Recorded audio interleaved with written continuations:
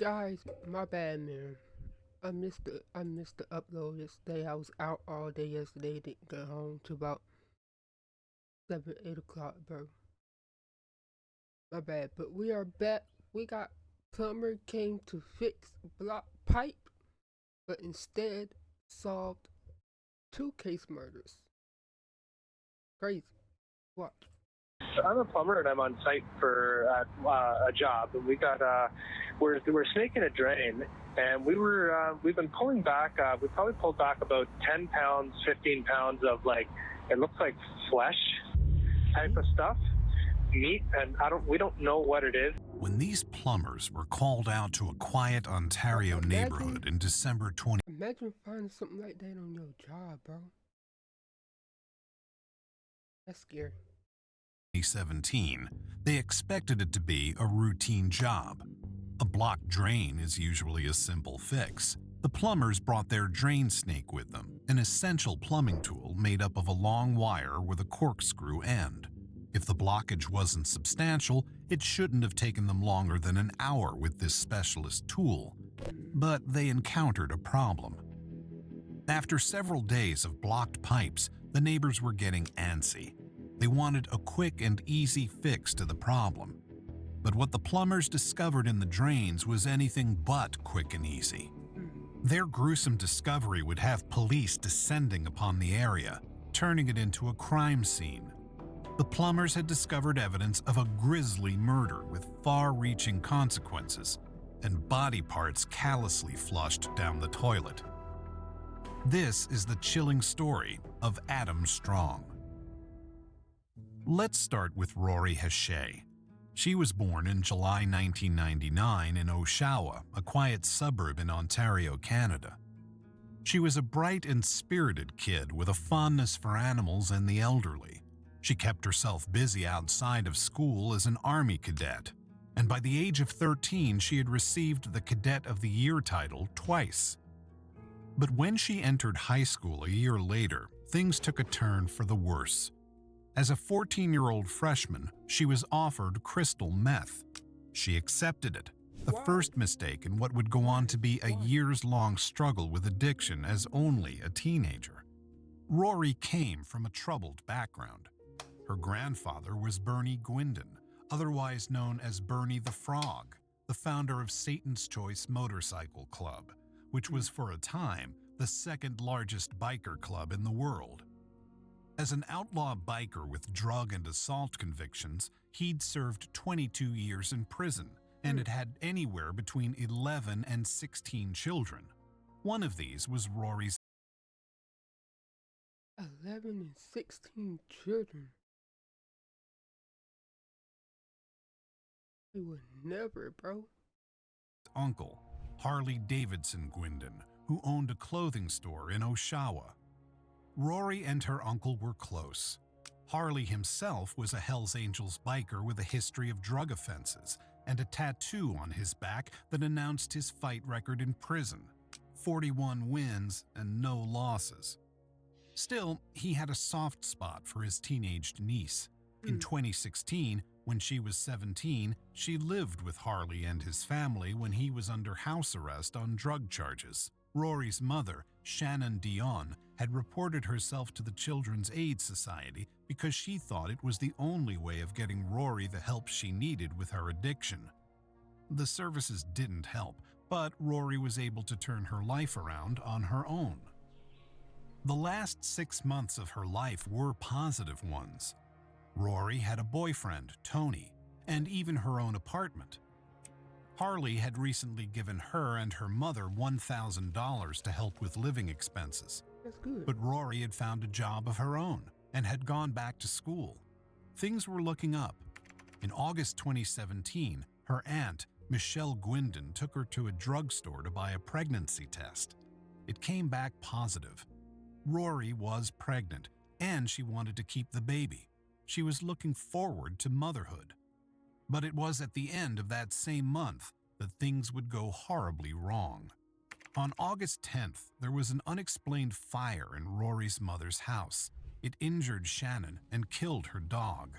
This might have been the inciting incident in Rory's downward spiral. Rory was a went back to regular her at a mouth? youth center called The Refuge.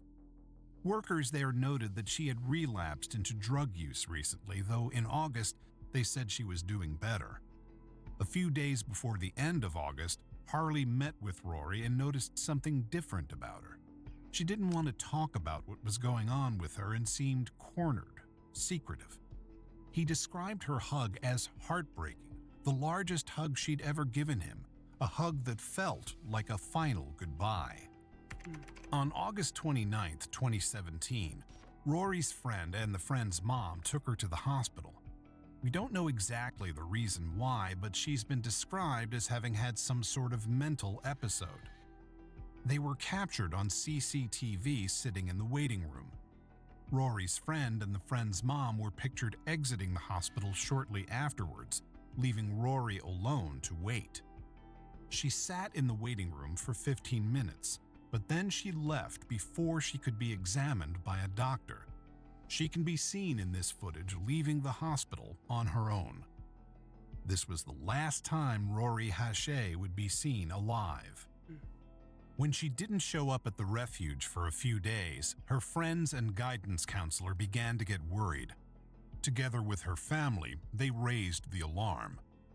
Some people thought she had skipped town, reverting to old habits, but her closest family were sure she wouldn't do that now, whatever her recent troubles. She was pregnant and in a stable relationship. They knew something was wrong. And then on September 11, 2017, her story took a horrifying turn. It was a pleasant evening in Oshawa Harbor, and a grandfather and his 11-year-old grandson were out fishing. Standing on the pier, they noticed something. I realized, bro, I got to get better at talking to my. I don't do that. I just sit and watch from that. That's not like how other reactors be doing. I gotta get better at doing that. I just be like I said before, I don't talk like that in person, but Strange in the water. It appeared at first to be a piece of trash, so the pair cast their lines toward it to hook it and make the lake cleaner. It's me and the camera. After about half an hour of effort, they managed to reel it close enough that they could catch it in a net and haul it onto the pier. One of them recalls thinking it was an animal of some sort, maybe a chicken. But the anglers would soon realize the truth was far worse. The grandfather recalls saying, "I think that's a body." Not her body. The item drawn in from the lake was, in fact, a female torso. When the police arrived, they determined it showed signs of trauma and that it had been deliberately severed from the rest of the body. Somebody killed a woman and dumped her remains. We are live over the Oshawa Harbor. Good evening. The busy spot along the waterfront is now a disturbing. What if it was her uncle? It might not have been, but what if it was her uncle? I'm just saying. Crime scene. The discovery made by a fisherman and his grandson. They saw a torso in the water. Lots of questions tonight, very few answers. Who was this woman? Where did she come from? Who wanted her dead? Police took the torso away to be identified. We would probably reach out to other services to see if there are any unsolved missing person investigations. But Lake Ontario was a huge area, and the police couldn't rule out that it had been carried to Oshawa from somewhere else. The absence of the pelvis from the torso made identification more difficult, and the condition of the torso made it difficult to determine whether the victim had been pregnant or not. It took until November 10th, nearly 2 months, for the police to compare the torso's DNA with DNA supplied by Rory's family and find that it matched. The severed torso belonged to Rory Hache, and her missing persons case had turned into a murder.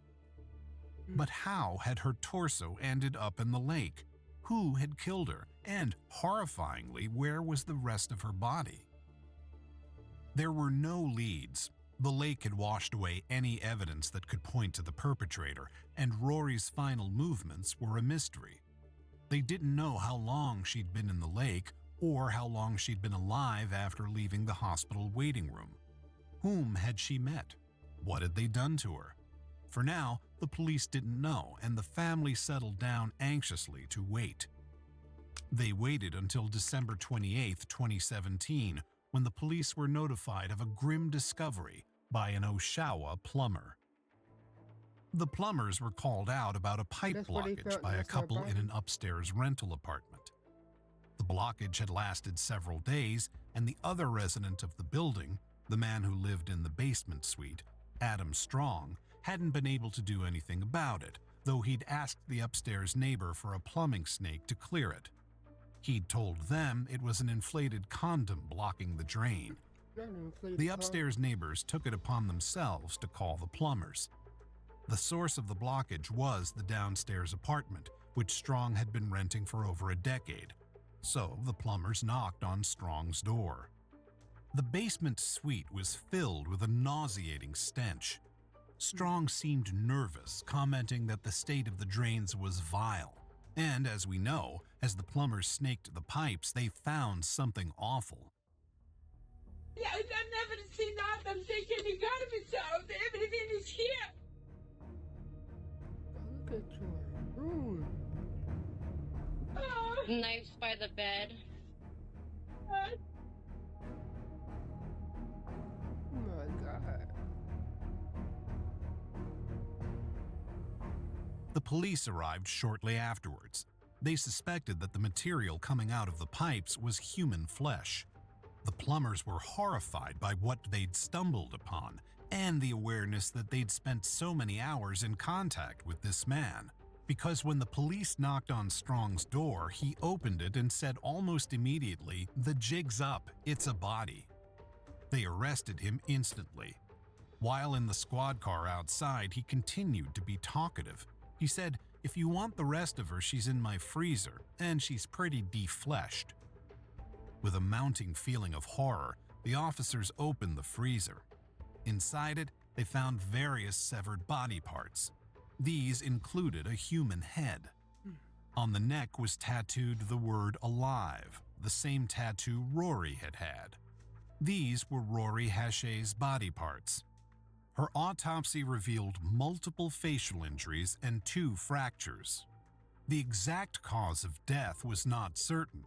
She had drugs in her system, but there was no way of determining the quantity. It was also suggested that she might have been strangled or died from blunt force trauma. Whatever the case, she had died in a horrible attack. You said to the officers, if you're looking for the rest of her, you'll find her in the freezer. My question to you is the person in that freezer, Rory?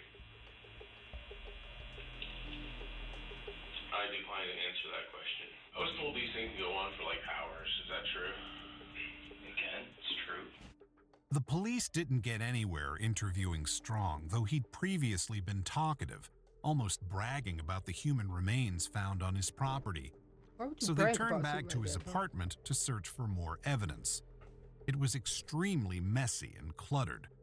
They found a number of restraining devices and adult toys, alongside weapons like a hammer. On this hammer, they found Rory's DNA.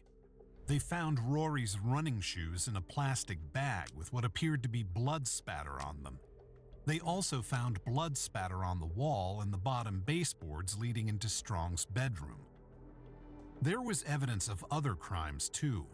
Strong's online search history documented his obsession with extreme gore and death. This interest had crossed over into the real world in alarming ways. They found an undetonated pipe bomb, which the bomb squad had to be called to detonate.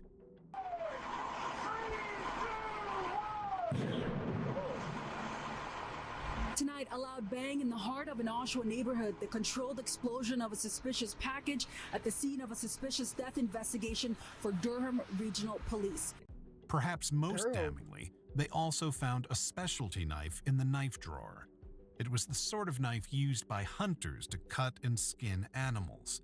The sort of knife that could have been used for Rory's dismemberment. They checked this knife for Rory's DNA, but what they found on it would blow this case wide open. It was the DNA of another victim. This second victim was 19-year-old Candace Fitzpatrick.